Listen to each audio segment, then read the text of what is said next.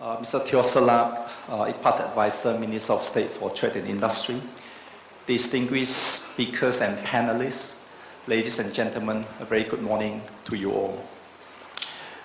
Thank you for attending this ICPAS 2012 budget seminar.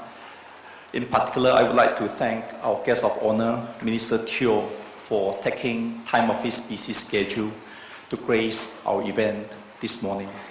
In fact, I understand from Minister Teo that after his short keynote, he has to rush back for another meeting.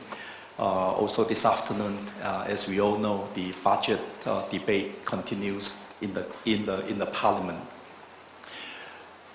The budget statement was delivered by Minister Daman on 17th of February. That was about 2 weeks ago.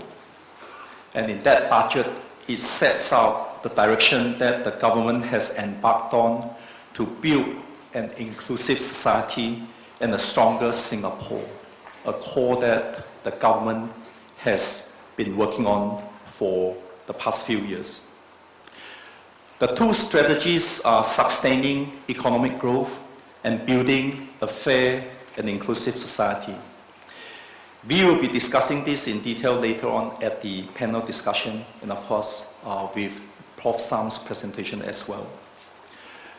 The budget seminar today represents one of the several efforts by the Institute to bring value to our members, in this case in relation to Budget 2012.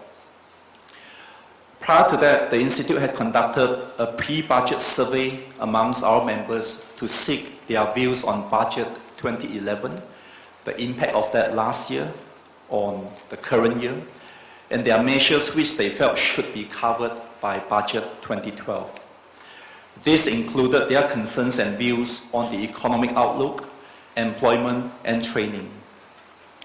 The Institute subsequently organized the ICPAS Pre-Budget 2012 Roundtable, where the survey findings were presented to a panel of prominent business leaders, CEOs, heads of business associations, and top accounting professionals. This event, which I co-chaired with Ms. Jessica Tan, Chairman of Government Parliamentary Committee for Finance and Trade and Industry, had a fruitful and engaging discussion with the key outcomes consolidated in a special report, which is actually included in the folder for you this morning. In addition, we shared the special report with various government agencies as well. The report itself captured 5 key areas which the roundtable suggested to be raised for further deliberation by the government. The first is the need to relook at the range of government incentives to better support businesses. Second, the need to manage escalating costs without reducing the impetus to innovate. Third, establishing conditions to allow businesses to add more value or innovate. The fourth is the need to incentivize the transformation for the service sector. And fifth is the need to find ways to help Singapore companies to work together in concert to better seize opportunities in the region and overseas. We were very pleased to know that some of these were addressed in the Budget 2012 announcement.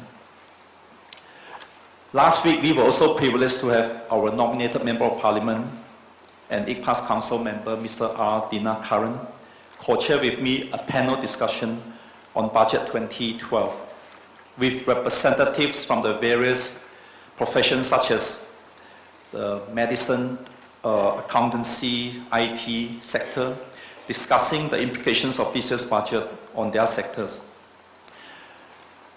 Panel members at that session lauded the budget for its measures to help the elderly, disabled, and the lower income, but raised concern over the implications for businesses. As mentioned in this year's budget speech, the principal focus of this year's budget is not on providing a counter-cyclical boost to the economy, but on addressing Singapore's long-term challenges, and building a better future for our people. It is a budget for the future. One of the key growth drivers identified in Budget 2012 is to boost productivity by investing continuing education and training to help Singapore's workforce develop deeper skills and expertise.